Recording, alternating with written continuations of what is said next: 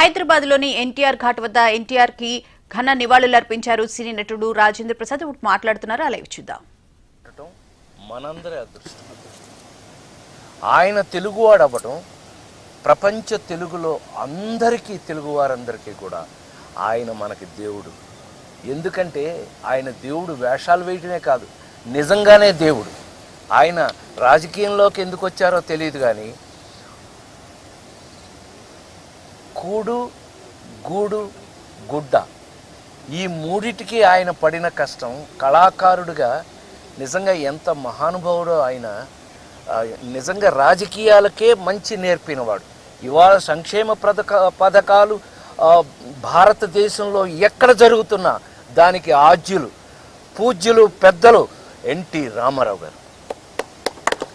అందులో అనుమానమే లేదండి.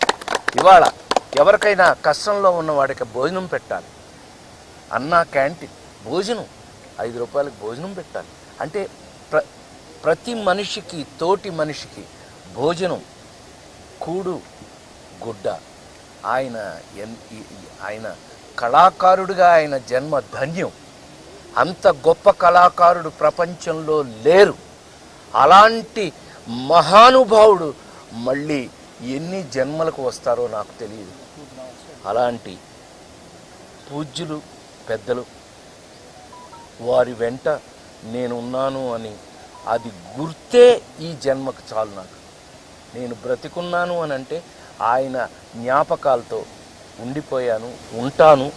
ఎప్పటికీ మీ ముందు కళాకారుడిగా ఉన్నంత వరకు కూడా వారి జ్ఞాపకాలు నాతోనే ఉంటాయని మరొక్కసారి మీ అందరికీ పేరు పేరున తెలియజేస్తూ, జోహార్ ఎన్టీఆర్, జోహార్ ఎన్టీఆర్, జోహార్ ఎన్టీఆర్, ఎన్టీఆర్ అమర్ రహే, ఎన్టీఆర్ అమర్ రహే, ఎన్టీఆర్ అమర్ రహే.